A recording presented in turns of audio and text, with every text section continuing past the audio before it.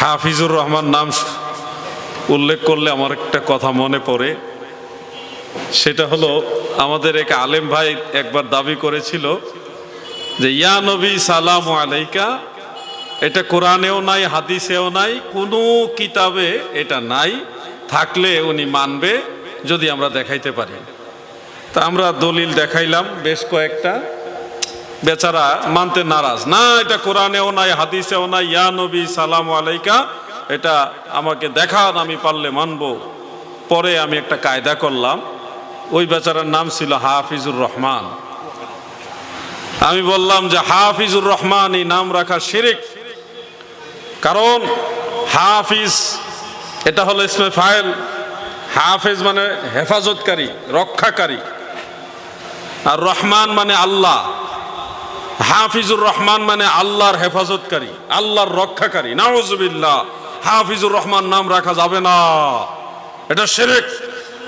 এখন যে এই কথা বলার পরে বেচারা এখন তো টেনশনে পড়ে গেছে, অর্থ তো ঠিক আছে, হাফিজুর রহমান, রহমানের হেফাজতকারী, আল্লাহর হেফাজতকারী কোনো মানুষ হইতে পারে? আল্লাহর সংরক্ষণকারী তো কোনো মানুষ হইতে পারে না। এটা তো আসলেই চিন্তার বিষয়। তো উনি আবার, ওই বক্তা সাহেব আবার তেমন একটা গ্রামার টামার এগুলি বুঝে না। তা আরেকজন আলেমকে উনি আবার সহযোগী হিসেবে নিয়ে আসলেন, উনি আবার একটু মোটামুটি ভালো আলেম। উনি ব্যাখ্যা দিতেছে, জিহাদি সাহেব আপনি গ্রামার বুঝেন না, হাফিজুর রহমান নাম জায়েজ আছে, এটা কোরআনের আয়াত অনুযায়ী জায়েজ আছে, গ্রামারের নিয়ম অনুযায়ী জায়েজ আছে। কেমনে জায়েজ আছে? এই আয়াতে এটা ইসমে ফাইল, এটাকে ইসমে মফউলের মানা ধরা হয়েছে, ওই আয়াতে এটাও ইসমে ফাইল, ওটাকে ইসমে মফউলের মানা ধরা হয়েছে। অতএব গ্রামারের একটা নিয়ম, নাহুর একটা নিয়ম হলো অনেক ক্ষেত্রে ইসমে ফাইল অনেক সময় ইসমে মফউলের মানা দেয়। জিহাদি সাহেব আপনি না বুঝেই বলেছেন, হ্যাঁ এটা ঠিক আছে।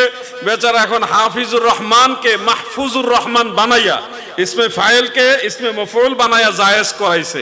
আমি তখন লাইভ আইসা বললাম, ভাই সাহেব আমি এটা আগেই বুঝছি, আপনাদের বুঝাইবার জন্য পেঁচটা মারলাম। যেই গ্রামার দিয়ে হাফিজুর রহমানকে মাহফুজুর রহমান বানিয়ে ইসমে ফাইলকে ইসমে মফউল বানিয়ে নাম জায়েজ বানাইলেন, সেই গ্রামারের নিয়ম অনুযায়ী ইয়া নবী মূলত ইয়া আইয়ুহান নবী হিসেবে আল্লাহর কোরআন অনুযায়ী জায়েজ হয়। সুবহানাল্লাহ। গ্রামার দিয়ে যদি আপনার নাম জায়েজ হয়, গ্রামার দিয়ে ইয়া নবী সালামু আলাইকাও জায়েজ হয়। তখন বেচারা ঠান্ডা হইছে। এরপরে আর কোনোদিন শুনি নাই যে ইয়া নবী সালামু আলাইকা কোরআন হাদিসে নাই। আমার ভাই সাহেবের নামটা, আপনার নামই তো নাকি, মসজিদের ইমাম সাহেবের নামটা আমি পড়ে ওই কথা মনে পড়লো আর কি।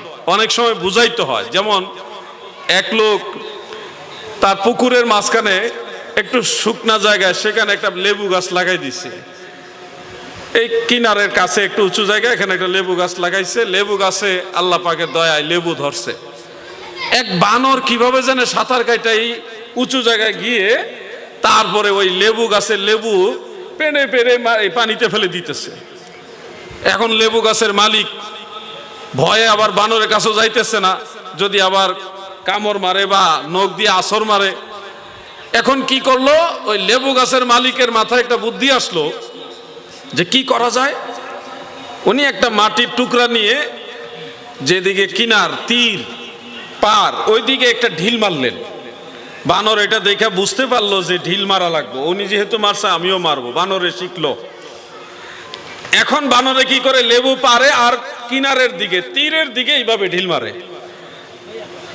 তো যিনি লেবু গাছের মালিক তিনি বলল যে আমার বুদ্ধিটা কাজে লাগছে, অন্তত পক্ষে পানি থেকে আর লেবু তুলে আনতে হবে না, লেবুগুলো আমার ঢিল মারার উসিলায় শিখছে, শিখে এখন কিনারের মধ্যেই লেবু ফেলে দিতেছে, আমার কাজ আগাইতেছে।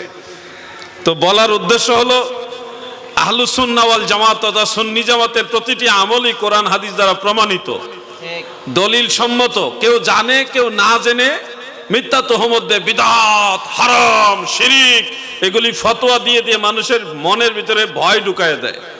কিন্তু অনেক জিনিস আছে আমাদের সমাজে প্রচলিত যেগুলিকে বিদআত বিদআত বলা হয়, অরিজিনালি সেগুলি বিদআত নয়। বিদআত দুই রকম, আপনারা হয়তো অনেকে জানেন। বিদআত দুই রকম। আমি এই বিদআতের ক্লাসিফিকেশন করিনি, এই ক্লাসিফিকেশন স্বয়ং আল্লাহর হাবিব রাহমাতুল্লিল আলামিন হুজুরেপুর নূর সাল্লাল্লাহু আলাইহি ওয়াসাল্লাম করে গেছেন।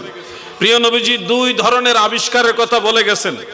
এক ধরনের আবিষ্কার হলো মান সান্না ফিল ইসলামে সুন্নাতান হাসানা, যারা ইসলামের মধ্যে ভালো কোনো প্রচলিত করবে, ভালো কোনো জিনিস প্রচলন করবে, আল্লাহর নবী বলেছে কানা লাহু আজরু, এটার জন্য তার সওয়াব আছে, প্রতিদান আছে। ভালো জিনিস প্রচলন করলে এটার জন্য তার সওয়াব আছে।